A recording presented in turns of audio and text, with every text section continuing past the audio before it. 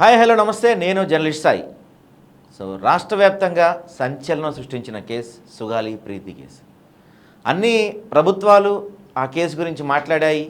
ఆ కేసుని అడ్డం పెట్టుకొని కొంత సింపతి క్రియేట్ చేసే ప్రయత్నం చేశాయి. ఆ కేసుని అడ్డం పెట్టుకొని ఓట్లు సాధించే ప్రయత్నం చేశాయి. కానీ అమ్మాయికైతే ఎవరు న్యాయం చేయకపోగా తిరిగి ఇప్పుడు వాళ్ళ అమ్మాయి నెగిటివ్ చేసే ప్రయత్నం జరుగుతుంది. సుగాలి ప్రీతి వాళ్ళ అమ్మగారు పార్వతి గారు మనతో ఉన్నారు. పార్వతి గారితో పాటు అడ్వకేట్ శ్రీదేవి గారు కూడా ఉన్నారు. అసలు మనం మాట్లాడదాం, ఈ కేసు ఎలా మొదలైంది, ఫస్ట్లో పార్వతి గారిని అందరూ జాలి చూపించిన వాళ్ళంతా ఇప్పుడు పార్వతి గారి గురించి నెగిటివ్గా ఎందుకు మాట్లాడుతున్నారు అనే అంశాలన్నీ కూడా మనం డీటెయిల్గా డిస్కస్ చేద్దాం. ముందుగా నమస్కారం పార్వతి గారు. నమస్తే అండి. శ్రీదేవి గారు నమస్తే అండి. నమస్తే అండి. పార్వతి గారు, అంటే ఫస్ట్ అసలు మీరు ఈ కేసు జరిగిన వెంటనే ఎవరిని అప్రోచ్ అయ్యారు, ఎవరు మీతో హామీ ఇచ్చారు, కొంచెం ప్రేక్షకులకు చెప్తారు. సార్, ఇది ఇన్సిడెంట్ జరిగింది 2017 19th ఆగస్ట్ సార్. మరి మేము పాపకు కళ్ళు తిరిగి పడిపోయిందని చెప్పడం జరిగింది. అక్కడికి వెళ్ళిన తర్వాత అక్కడ ఒక సూసైడ్ క్రియేషన్ చేశారు. దాని తర్వాత మరి మేము పోస్ట్ మార్టం జరగడం కానీ, పోస్ట్ మార్టంలో విస్తుపోయే నిజాలు జరగడం కానీ, ఇవన్నీ జరిగిన తర్వాత అవన్నీ పట్టుకొని మేము ఫస్ట్ వెళ్ళింది 2018లో మరి హైదరాబాద్ లో జనసేన పార్టీ ఆఫీస్ కి వెళ్ళి మా కేసునంతా అక్కడ కేసునంతా మొత్తము న్యాయం చేయండి, ఏదైనా కూడా న్యాయం చేయండి అని చెప్పడం జరిగింది సార్. అక్కడ ఒక సెట్ జిరాక్స్ మొత్తం అంతా కేసు గురించి ఇవ్వడం జరిగింది 2018లోనే, జనవరి 26 సార్. మరి అక్కడ దాని తర్వాత మళ్ళీ మాకు అక్కడి నుంచి ఏం పిలుపు రాలేదు. 2019లో మరి జనసేన అధినేత అయిన పవన్ కళ్యాణ్ గారు ఓడిపోయిన తర్వాత మాకు ఒక పిలుపు వచ్చింది, పార్టీ ఆఫీస్ లో మీరు వెళ్ళి వచ్చి కలవాలి అని. అంటే ఇవన్నీ చాలా వరకు ఎవరికి తెలియవు. ఎందుకంటే ఆయన ఒక్కటి చేసినది, ఆయన ర్యాలీ చేసినది, ఆయన మా కోసం మాట్లాడినది ప్రతి సభలో అది మాత్రమే తెలుసు. ఇవి అన్ని కూడా మాకు అంటే మా ప్రీతి ఫ్యామిలీ అయిన మాకు, ఆయనకు, మా ఆఫీస్ లో ఉన్న వాళ్ళకి మాత్రమే తెలిసినవి.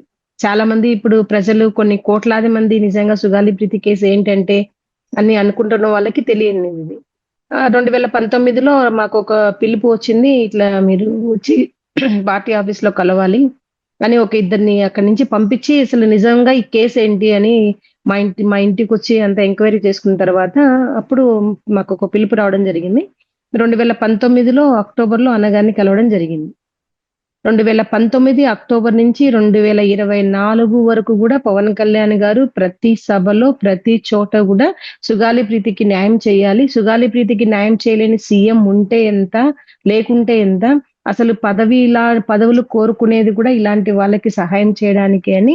అంటే నేను అబద్ధం చెప్పవచ్చు కానీ గూగుల్ అయితే అబద్ధం చెప్పరు. మీరు ఎక్కడ కొట్టినా కూడా 2019 నుంచి 2024 ఎన్నికల వరకు కూడా ఇదే ప్రస్తావించారు. ప్రతి చోట కూడా గలమెత్తారు. నిజంగా సుగాలి ప్రీతి కేసుకి న్యాయం జరిగిపోయింది అన్నంత ప్రజలు దీవించారు ఆయనని.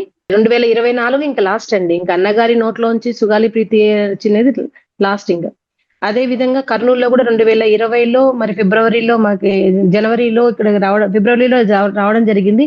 కొన్ని లక్షలాది మందితో ర్యాలీ చేయడం జరిగింది, ప్రీతికి న్యాయం జరగాలి అని, దోషులకు శిక్షించాలని అన్న బహిరంగంగా సభ పెట్టడం జరిగింది. ఆ సభలో కూడా అందరూ కూడా మీరు సీఎం కావాలి, మీరు సీఎం కావాలి అని పవన్ కళ్యాణ్ గారిని అడిగితే ఇలాంటి కేసుకి సుగాలి ప్రీతి కేసుకి న్యాయం చేయలేని సీఎం పదవి నాకెందుకు అని చెప్పడం జరిగింది. బహిరంగంగా సభలోనే, అది ఎక్కడ మీరు యూట్యూబ్ లో కొట్టినా గూగుల్లో కొట్టినా కూడా మీకు ఆ మాటలు అనేవి అన్ని వస్తాయి. చాలా అంటే చాలా నిజంగా మేము పవన్ కళ్యాణ్ గారిని నమ్మి చాలా మోసపోయాం. అసలు స్కూల్ వాళ్ళు మాకు ఒక విధంగా అన్యాయం చేస్తే పవన్ కళ్యాణ్ గారు మాట ఇచ్చి మాట నిలబెట్టుకోలేదు. ఎందుకని నేను అడిగిన ప్రశ్నకి ఇంకా మీకు తెలిసిందే, నన్ను ఎంత బ్యాడ్ చేశారో, నన్ను ఎంతగా ఇప్పటికి కూడా ట్రోల్ చేస్తున్నారో ఇంకా అన్ని తెలిసినవే.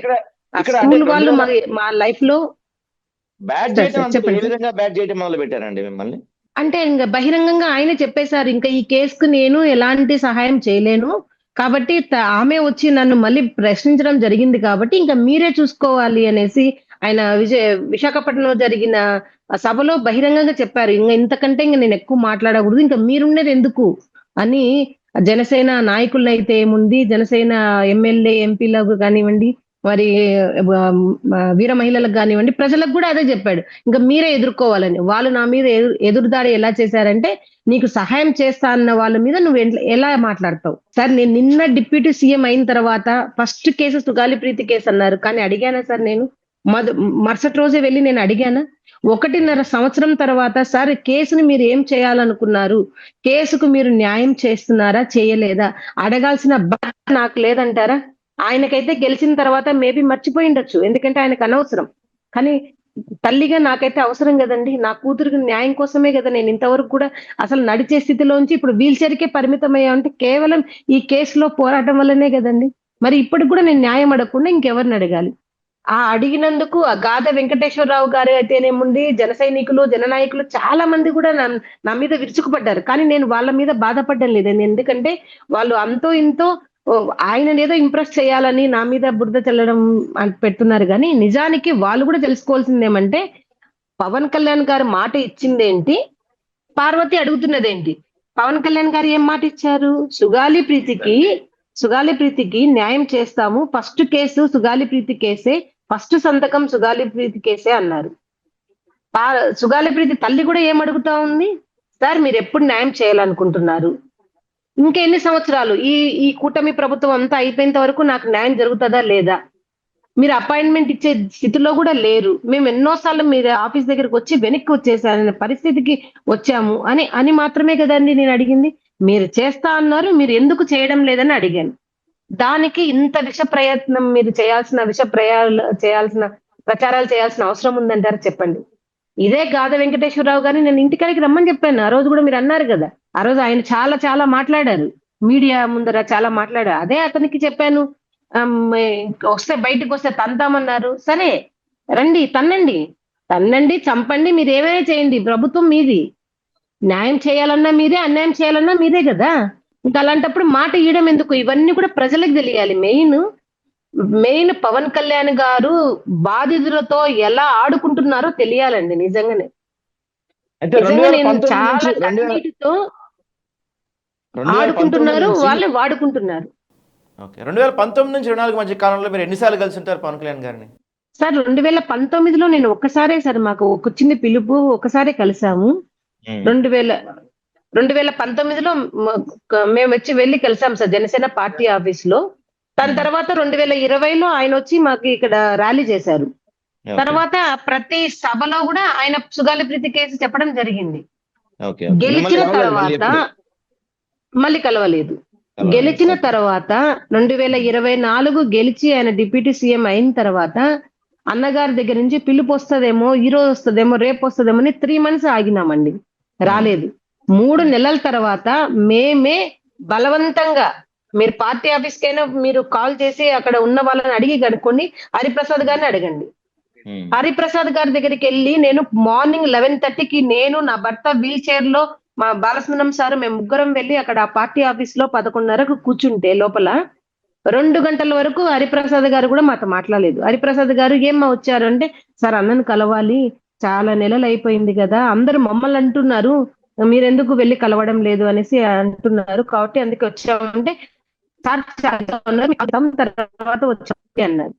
అనిన మాతో వచ్చిన అసోసియేషన్ లీడర్ అయిన బాలసుందరం గారు, మీరు ఆ అమ్మాయి హ్యాండిక్యాప్డ్ వీల్ చైర్ లో 350 కిలోమీటర్ల దూరం నుంచి ఇక్కడికి వెళ్ళడానికి వస్తే ఫస్ట్ మీరు చెప్పడానికి కూడా ఇష్టపడడం లేదంటే ఇదేం పార్టీ అని సార్ గట్టిగా గొడవ పడితే అప్పుడు 2:30కు వెళ్లి పవన్ కళ్యాణ్ గారికి ఇట్లా సుగాలి ప్రీతి వాళ్ళ అమ్మగారు వచ్చారని చెప్తే గొడవ మధ్యలో 6:30 గంటలకి మాతో మాట్లాడడం జరిగింది.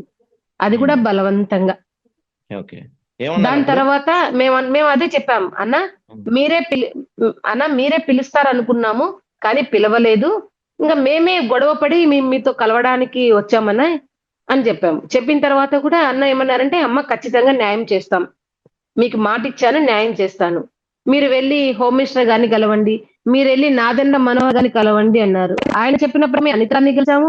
చెప్పిన ప్రకారమే నాదెండ్ల మనోహర్ గారిని గెలిచాము. ఏం ప్రయోజనం లేదు. ఓకే. అలాగే తర్వాత కూడా మళ్ళీ మేము సెక్రటేరియట్‌లోకి పని ఉండడం వల్ల వెళ్ళాము. తర్వాత డీజీపీ గారి ఆఫీస్ కాడికి వెళ్ళినప్పుడల్లా దాదాపుగా 11 సార్లు అన్నగారిని కలవడానికి ట్రై చేశాము. కానీ ఒక్కసారి కూడా మాకు అపాయింట్మెంట్ రాలేదు, నిరాకరించారు. రైట్. దాని తర్వాత మేము ఆగస్టు 2024లో మరి విజయవాడలో ప్రెస్ మీట్ పెట్టడం జరిగింది. నాకు అప్పటికే అర్థమైపోయింది పరిస్థితి.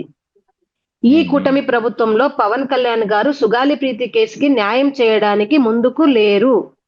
2000 ఎన్నికలకు మాత్రమే సుగాలి ప్రీతి కేసుని, నిజంగా నేను అంటున్నాను ఈ మాట, మా చాలా మంది అంటే పల్లెటూర్లలో మా తాండాలలో చాలా మంది కూడా తెలుగుదేశం పార్టీ అన్నా లేకపోతే జనసేన పార్టీ అన్నా నమ్మకం లేదు. అలాంటి వాళ్ళకి నేనేం చెప్పానంటే సుగాలి ప్రీతికి న్యాయం చేస్తా అన్నారు. అసలు మన లాంటి వాళ్ళని గుర్తు పెట్టుకొని మరీ అన్న న్యాయం చేస్తా అన్నారు. మనం ఓట్లు వేసి గెలిపించాలని చెప్పిన ప్రతి ఒక్క తాండాలో ఈ రోజు నిజంగా వాళ్ళు అనే మాటలు అయితే కనుక నేను భరించలేకపోతున్నాను. మీరు చెప్పినారు వేయమని ఓట్లు, అన్నగారే గెలిస్తే మేమే గెలిచామన్నంత సంతోషంలో ఉన్న అయిపోయామండి. కానీ నేను అడిగేది ఒక్కటే, సుగాలి ప్రీతి కేసుకు ఎందుకు మీరు సుగాలి ప్రీతికి ఇప్పుడు 2019 నుంచి 2024 సరే అండి, అన్నగారి దగ్గరికి వెళ్ళాము, మేము హెల్ప్ ఇప్పుడు మిమ్మల్ని కూడా అడుగుతున్నాము హెల్ప్ చేయమని. సార్ ఎవరి చేతిలో ఎవరి ఎలా హెల్ప్ ఉంటుందో సాయం ఉంటుందో తెలియదు కదండి. అందుకే ప్రతి ఒక్కరికి నేను అడుగుకున్నాను న్యాయాన్ని. అదే విధంగా పవన్ కళ్యాణ్ గారిని కూడా అడిగాను. మరి 2019 నుంచి 2024 వరకు కూడా ఏ విషయం జరిగినా కూడా రాష్ట్రంలో ప్రతి దానికి ముడివేసి సుగాలి ప్రీతి కేసుకి న్యాయం జరగాలి, జగన్మోహన్ రెడ్డికి చిన్న బొక్క పడితేనే అల్లాడిపోతుంది దేశం రాష్ట్రం అంతా. మరి సుగాలి ప్రీతి కేసుకి న్యాయం ఏది అని అడిగినప్పుడు అది ఏమి సంబంధం లేకున్నా కూడా పవన్ కళ్యాణ్ గారికి దాన్ని చెప్పారు. మరి అలాంటప్పుడు ఈ కూటమి ప్రభుత్వంలో ఇప్పటికి దాదాపుగా మరి 2 సంవత్సరాలు అయిపోయి 3వ సంవత్సరాలకు అడుగు పెట్టిన తర్వాత సుగాలి ప్రీతి కేసు ఏమైంది చెప్పండి. నిజంగా బహిరంగంగా పార్వతిని పిలిపించి సుగాలి ప్రీతి తల్లి నన్ను పిలిపించి పవన్ కళ్యాణ్ గారి మాట్లాడమని చెప్పండి ప్రెస్ మీట్ లో. నేను అదే అడుగుతున్నాను. మాకై మేము వెళ్ళి కలిసాము. ఓకే, ఒక్క నిమిషం శ్రీదేవి గారు, మీరు చెప్పిన అంటే 2017లో ఈ సంఘటన జరిగింది. 2017లో అప్పుడు టీడీపీ ప్రభుత్వమే ఉంది, సరే తర్వాత వైఎస్ఆర్సీ ప్రభుత్వం వచ్చింది, మళ్ళీ ఇప్పుడు టీడీపీ ప్రభుత్వమే వచ్చింది. ఎందుకు ఒక చిన్న పర్టికులర్ ఈ కేసు విషయంలో ఇంత జాప్యం జరుగుతుంది? అంటే ఒక చిన్న కేసుని కూడా డీల్ చేయలేని స్థితిలో మన ప్రభుత్వాలు ఉన్నాయా? ఖచ్చితంగా అండి, డీల్ చేయలేక కాదు, చెయ్యాలని అనుకోక, అలాగే నిందితుల్ని కాపాడడానికి మాత్రమే అనుకోవాలి. పర్టికులర్ గా ఈ కేసుకు సంబంధించి చూస్తే వాళ్ళు పెద్ద వ్యక్తులు, ఆర్థికంగా బలవంతులు, సామాజికంగా బలవంతులు, రాజకీయంగా కూడా బలవంతులు కాబట్టి వాళ్ళని కాపాడే ప్రయత్నం చేశారు కానీ శిక్షించడానికి ఎలాంటి అడుగులు వేయలేదు కాబట్టి ఇది ఇలా జరిగింది. ఈ రోజు కూడా వాళ్ళు టీడీపీతోనే అలైన్ అవుతున్నారని, అలాగే వాళ్ళు పొలిటికల్ పార్టీస్ కి, వివిధ పార్టీస్ కి ఫండ్స్ ఇస్తారని ఇవన్నీ కూడా బహిరంగంగా మాట్లాడుతున్న విషయాలు. మరి ఇలాగా నిందితులు ప్రొటెక్ట్ చేయడానికి రాజకీయ పార్టీలు ఉన్నాయా అనిపిస్తుంది ఈ సంఘటన చూస్తుంటే. పర్టికులర్ గా అంటే ఇది మన రాష్ట్రంలోనే కాదండి, ప్రతి తెలుగువాడి ఇంటికి చేరిన అంశం సుగాలి ప్రీతి అంశం. మరి ఈ అంశంలో ఎంత నిర్లజ్జగా అంటే ఆమెకి నేను న్యాయం చేస్తానని పదే రాజకీయ అంశంగా మార్చేసి ఈ రోజున కనీసం ఆమె క్వశ్చన్ చేస్తే ఏమన్నా మాకు న్యాయం చేస్తా అన్నారు కదా, మీరు చెయ్యండి అని మాట్లాడితే తిరిగి తిట్టించడం, పార్టీ నాయకులతో అటాక్ చేయమని చెప్పడం, ఇలాంటి రాజకీయాలు చేస్తున్నారు. కాబట్టి ప్రజలు ఒకటి మాత్రం గుర్తుపెట్టుకోవాలండి, ఖచ్చితంగా ఆ అమ్మాయిని వాడుకున్నారన్న విషయం కన్ఫర్మ్, ఇంకా అందులో డౌట్ లేదు. ఎందుకంటే వాళ్ళు ప్రవర్తించిన తీరు చూస్తే తెలిసిపోతుంది. సో ఇలాగ ఒక మహిళల సమస్యలు రాజకీయ అంశాలుగా వాడుకొని గెలిచిన తర్వాత వాళ్ళని అవహేళన చేసే వాళ్ళకి మాత్రం ఖచ్చితంగా బుద్ధి చెప్పాలి. ఎందుకంటే అండి ఈ రోజు ఆమె పోరాటం అనేది ఎంతో మందికి స్ఫూర్తి. అంటే ఒక ఆడబిడ్డ కోసం ఇలా పోరాడితే ఆమెకి న్యాయం జరుగుతుంది అన్నది మనం ఎగ్జాంపుల్ గా సెట్ చేయాలా, లేకపోతే ఇలా అవమానాలు పొందుతారో అని మనం ఎగ్జాంపుల్ గా సెట్ చేయాలా? ఎంత అన్యాయం అండి అది. ఆమె ఎంత అండి, ఆవిడ వచ్చింది కానీ బయటకి ఎంత హింస అనుభవించిందండి. క్యారెక్టర్ అసాసినేషన్ చేశారు, ఫైనాన్షియల్ గా ఇబ్బంది పెట్టారు, వాళ్ళ కుటుంబ సభ్యులను నిందితులుగా తీసుకెళ్లి అరెస్టులు చేశారు, ఇంట్లో నుంచి బయటకు రాకుండా చేశారు. ఆ ప్రభుత్వం ఈ ప్రభుత్వం. అక్కడ ఏమైనా ప్రోగ్రామ్స్ జరిగితే చాలు ముందు ఇంటికి పోలీసులు వెళ్ళిపోతారు. వాళ్ళు అద్దెకున్న ఇళ్లలో ఎన్ని ఇబ్బందులు పడతారంటే, ఎన్ని అవస్థలు పడతారు. మరి వాళ్ళకి ప్రివెన్షన్ ఆఫ్ అట్రాసిటీస్ యాక్ట్ ప్రకారం రావాల్సింది కూడా ఇవ్వలేదు. ఇంకా ఆవిడ పోరాడితే మధ్యలో ఎప్పుడో ఇచ్చారు. జగన్ గారు వచ్చిన తర్వాత ఇచ్చినప్పుడు టీడీపీ ప్రభుత్వంలో ఇవ్వలేదు. మరి ఆర్థికంగా ఇబ్బంది పెట్టి, సామాజికంగా ఇబ్బంది పెట్టి, రాజకీయంగా అంశంగా వాడుకొని రోడ్డును పడేస్తాం, తిరిగి దాడులు చేస్తాం, క్యారెక్టర్ అసాసినేషన్ చేస్తామంటే తరిమి కొట్టాలా లేదా చెప్పండి రాజకీయ నాయకులు. ఈ అంశంలో మాత్రం ఈ అంశంలో మాత్రం ప్రతి మహిళ రాష్ట్రంలో ప్రతి ఒక్కరు ఆడపిల్లలు ఉన్న ప్రతి తల్లి తండ్రి కూడా ఖచ్చితంగా ప్రశ్నించాల్సిందే, గొంతెత్తాల్సిందే, పార్వతి గారితో నడవాల్సిందే. పార్వతి గారు ఎందుకంటే ఏడవకండి, మీరు ఎన్నో స్ట్రాంగ్ గా అంశాలు ఉండాలి. చెప్తున్నాయి కదా. పార్వతి గారు మీరు స్ట్రాంగ్గా ఉండాలి, మీరు ఏడవకండి కొంచెం. ఎందుకంటే ఇప్పుడే శ్రీదేవి గారు చెప్తున్నారు, మీరు చాలా మందికి ఇన్స్పైర్, మీరు తప్పు చేసిన వాళ్ళు బాధపడాలి, తప్పు చేసిన ఇన్స్పిరేషన్ వాళ్ళు అంటే మీరు ఎందుకు ధైర్యంగా చెప్తున్నాను ఉండాలి తెలుసా? మేడం. మీరు ఏడవకూడదు. ఎందుకు చెప్తున్నాను తెలుసా అండి? ఆవిడ ఎంత స్ట్రాంగ్ పర్సన్ అంటే ఆమె బిడ్డకు అన్యాయం నేను ఎందుకు ఆవిడ అంటే అంత అభిమానం అంటే నాకు ఆవిడ బిడ్డకు అన్యాయం జరుగుతుంది. నేను ఆమె బిడ్డ కోసం ఫోన్ చేస్తే హైదరాబాద్ లో ఒక ఇలాంటి హాస్టల్లో సామూహికంగా అత్యాచారం జరిగింది. అప్పుడే ఆ టైంలోనే సుగాలి ప్రీతి అనే విషయం క్లియరప్ అయ్యి అందరూ మాట్లాడుతున్న విషయం. అప్పుడు ఆమె నాతో మాట్లాడుతున్నప్పుడు ఎవరైనా సరే వాళ్ళ కూతురు కోసమే మాట్లాడతారు. కానీ ఆ రోజు ఆవిడ నాతో మాట్లాడింది ఏంటంటే, అమ్మ ఇట్లా ఎంతకాలం ఇలా జరుగుతుంది, ఆ బిడ్డలు కూడా మన బిడ్డలు అంటారు. హైదరాబాద్ లో అంశం అండి, ఆవిడకి ఏం అవసరం చెప్పండి. రాష్ట్రంలో ఎప్పుడు జరిగినా కూడా ఆవిడ మాట్లాడుతూనే బాధపడుతూనే ఉండేవారు. అరే ఆ బిడ్డ కూడా మనలాంటి బిడ్డే కదా, ఈ బిడ్డ కూడా మనలాంటి బిడ్డే కదా. అంటే సామాన్యుల పిల్లలకి విలువ లేదు, సామాన్యుల పిల్లలు బలైపోవాలి. మీ పిల్లలకి ఏమైనా జరిగితే మాత్రం మీకు అధికారం రాగానే యాక్షన్ తీసుకుంటారు. అంటే మీ మీ బుద్ధి ఏంటో, మీ ఆలోచనలు ఏంటో అర్థమైపోతున్నాయి కదండి. ఇక్కడ ఎంతకాలం ఇలా బలైపోవాలి చెప్పండి. స్టార్టింగ్ స్టేజ్ లోనే ఎవిడెన్సెస్ అన్నింటినీ కూడా ట్యాంపరింగ్ చేశాడు. తెలియదు కదండి ఏ తల్లిదండ్రులకి, సామాన్య తల్లిదండ్రులకి ఎవిడెన్స్ ఎలా కలెక్ట్ చేసుకోవాలని తెలుస్తుందా? వీళ్ళ చేతుల్లో ఏదైనా ఉంటుందా? విచారం చేసే వాళ్ళు చెయ్యాలని చూసుకోవాలి. అవన్నీ మాయించేసి ఎంత సిగ్గుచేటంటే పవన్ కళ్యాణ్ గారు ఆయన మీటింగ్ లో అంటారు అవన్నీ కూడా తారుమారు చేస్తారు. ఇప్పుడు ఏమి చేయలేము అంటే మరి మీరేం చేస్తారు? తారుమారు చేస్తారని చెప్తున్నారు కదా. కాదు మేడం, తారుమారు చేసినప్పుడు కూడా టీడీపీ ప్రభుత్వమే కదా. 2017లో ఈ కేసు జరిగిందంటే అదేనండి. పోనీ ఏదైనా కాదు, ఏ టీడీపీ అవ్వండి, వైసీపీ అవ్వండి, జనసేన అవ్వండి, బీజేపీ అవ్వండి, తారుమారు చేశారని ఒక డిప్యూటీ సీఎం గారు మాట్లాడుతున్నప్పుడు ఎవరు తారుమారు చేశారో మీకు తెలీదా? మరి వాళ్ళ మీద యాక్షన్ తీసుకున్నారా? అంటే ఇలా తారుమారు చేసుకుంటూ పోతారనమాట. ఎవరికి అధికారం ఉంటే వాళ్ళు పిచ్చోళ్ళ కనబడుతున్నారా? రాష్ట్రపతి నాకు అర్థం కావట్లేదు. ఎంత హ్యూమిలేషన్, ఇంత భరించి న్యాయం చేయండి. అదే కాదండి, ఇంకో విషయం కూడా చెప్తాను. మధ్యలో నేను ఎప్పటికప్పుడు ఆమెతో మాట్లాడుతూ ఉంటాను, అమ్మ ఎలా ఉంది, ఏమైంది అని చెప్తా. మన జనసేన పార్టీ వచ్చిన తర్వాత కూడా 3-4 నెలల తర్వాత నేను మాట్లాడాను ఫోన్ లో. మాట్లాడితే అప్పుడు కూడా ఆవిడ ఏమన్నారు తెలుసా? లేదమ్మా పవన్ కళ్యాణ్ గారు అప్పుడు కూడా అన్నారు, చుట్టూ ఉన్న వాళ్ళు అడుగుతున్నారు మీరు డబ్బులు తినేసారా ప్రభుత్వం నుంచి, అందుకే మీరు ఇప్పుడు అడగట్లేదా అని చెప్పి మమ్మల్ని ఆవిడకి ఎంత దారుణమైన సిచ్యువేషన్ చూడండి. అడిగితే ఒక బాధ, అడగకపోతే ఒక బాధ. ఇప్పుడు ఆవిడ అడగలేదు అనుకోండి డబ్బులు తినేసారా అంటారు, అడిగారు అనుకోండి అవతల పార్టీ గారు డబ్బు తిన్నారంటారు. ఏంటి దరిద్రం? ఏం చేయాలి చెప్పండి మీరే. నేను ప్రజల్ని అడుగుతున్నానండి.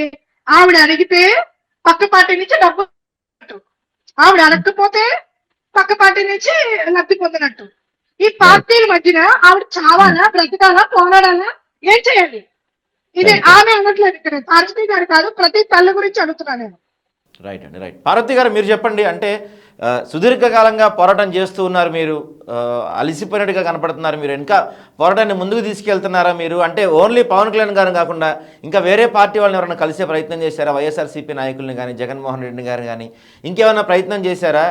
ఏ విధంగా ముందుకెళ్ళబోతున్నారు మీరు? ఇంకా సార్ ఒకటి సార్, ఈ పోరాటం నేను అలసిపోయేదంటూ ఉండదు సార్. ప్రీతికి న్యాయం జరిగేంత వరకు, నా కొన ఊపిరి ఉన్నంత వరకు కూడా I will fight for my justice, మా డాక్టర్ జస్టిస్ సార్. అది కంపెనీ. ఎందుకంటే పాప గుర్తొచ్చినప్పుడు, పాపకు జరిగిన అన్యాయం గుర్తొచ్చినప్పుడు మేబీ కళ్ళు చెమ్మరిస్తాయి అంతేగాని పాపకు జరిగిన అన్యాయస్తులు ఇంకా కళ్ళ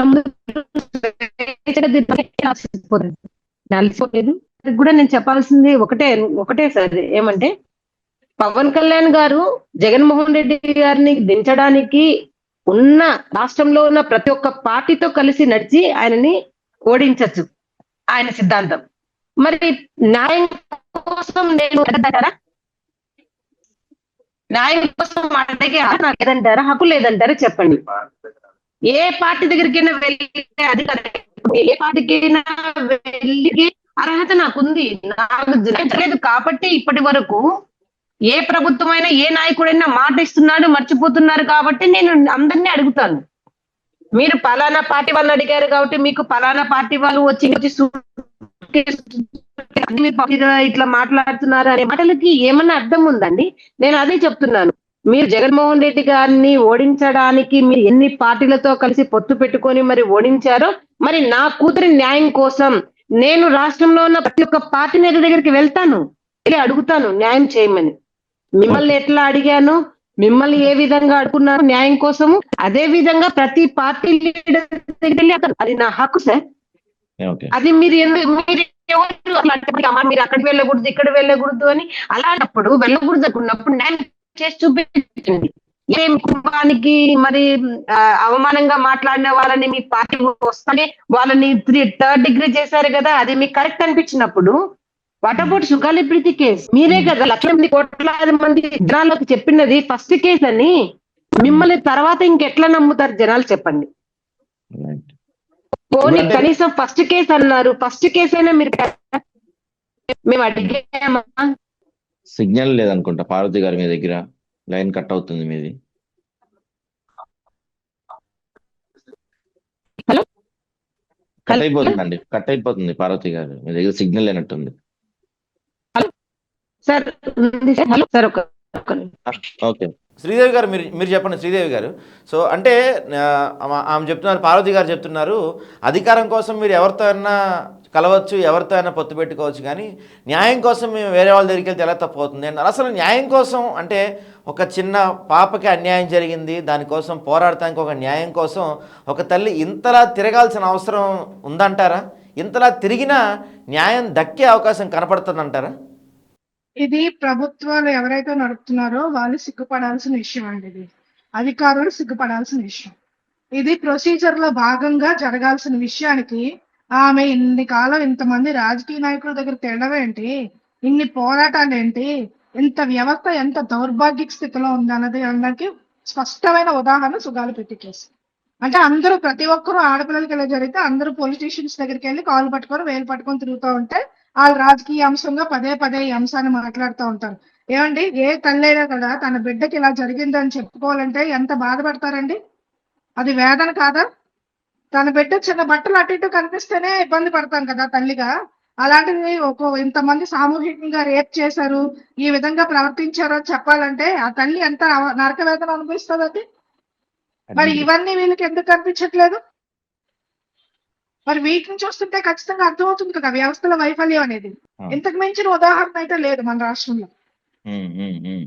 అంటే ఎందుకంటే దీన్ని ఒక ప్రెస్టేజ్ కేస్ గా తీసుకొని ఎన్నికల్లో పదే ప్రచారం చేసి దీన్ని మొదటి అంశంగా తీసుకుంటాం చెప్పి అలాంటి కేసుకే ఇంత దారుణంగా ఏది ఎవిడెన్స్ ట్యాంపర్ చేసేసారు, తారుమారు చేసేసారు, ఇప్పుడు మేము ఏమీ చేయలేము అని అంటున్నారంటే నిస్సిగ్గుగా ఇంతకు మించిన దౌర్భాగ్యమైన స్థితి ఎక్కడ ఉంటుందని చెప్పండి.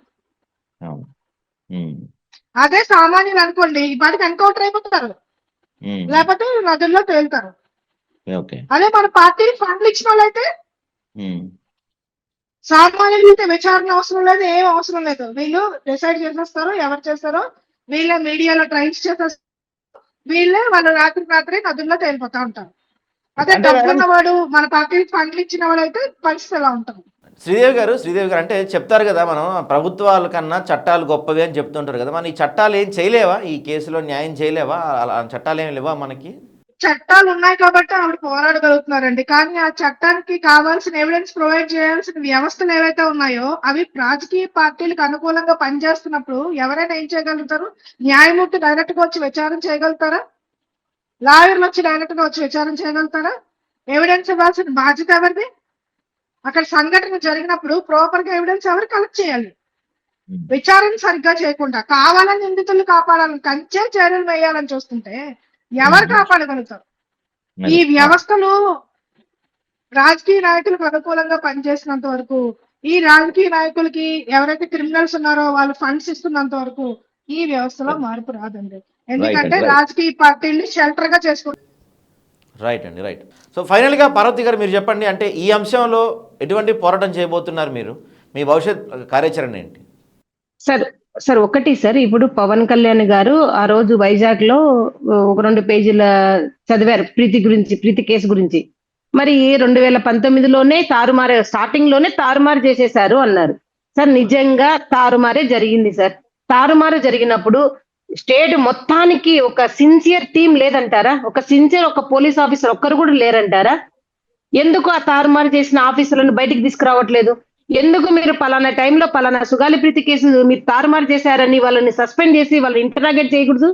ఏదైతే మీరు నటి జత్వాని కేసులో చేశారు కదా, పెద్ద పెద్ద ఐపీఎస్ ఆఫీసర్లను తీసుకొచ్చి మీరు మరి ముద్దాయిలుగా చేర్చి వాళ్ళు ఇంటరాగేట్ చేశారు కదా, అదే విధంగా సుగాలి ప్రీతి కేసులో ఎందుకు మరి ఇంటరాగేషన్ చేయడానికి లేదు? అంటే మీకు సుగాలి ప్రీతి కేసు అసలు చేయడము మీకు ఇష్టం లేదు. సుగాలి ప్రీతి కేసు గెలచక ముందు ఒక పార్టీ అంశంగా తీసుకొని మీరు ఏదో సింపతి తీసుకున్నారో, మరి ప్రజల ఆదరణ కోసం తీసుకున్నారో, మొత్తానికి సుగాలి ప్రీతి కేసు అయితే కనుక మీరు కేసు గురించి మీరు వాడుకొని మరి గెలిచిన తర్వాత సుగాలి ప్రీతి ఎవరో, సుగాలి ప్రీతి వాళ్ళ తల్లిదండ్రులు ఎవరో, వాళ్ళు బ్రతికినారో సచ్చినారో, ఇంకొకటి మీకు తెలియాల్సిన విషయం ఏమంటే, ఈ కూటమి ప్రభుత్వం వచ్చిన తర్వాత ఎవరు ఏ అధికారి వచ్చినా కూడా పలానా కర్నూలుకు వచ్చినా మేము నిలదీస్తామనే ఉద్దేశంతో ముందుగానే మమ్మల్ని హౌస్ అరెస్ట్ చేయడము, హౌస్ అరెస్ట్ చేసి మమ్మల్ని చిత్రహింసలకు గురి చేస్తున్నారు ఒకటి. మరి అదే విధంగా మాకు రావాల్సినవి కూడా గవర్నమెంట్ కి రాస్తే పలానా పవన్ కళ్యాణ్ గారి ఆఫీస్ నుంచే పలానా ప్రతి ఆఫీసుకి ఫోన్ కాల్స్ వెళ్తున్నాయి, వాళ్ళది ఏ పేపర్ వచ్చినా కూడా రిజెక్ట్ చేసేయండి అని ఈయననే స్వయంగా చెప్పడం జరుగుతుంది. ఎంతవరకు ఇది కరెక్ట్ చెప్పండి? పవన్ కళ్యాణ్ గారు 2019 చెప్పండి మేడం చెప్పండి మేడం. ఇప్పుడు కందుకూరు సంఘటన అందరికీ గుర్తుంది కదా.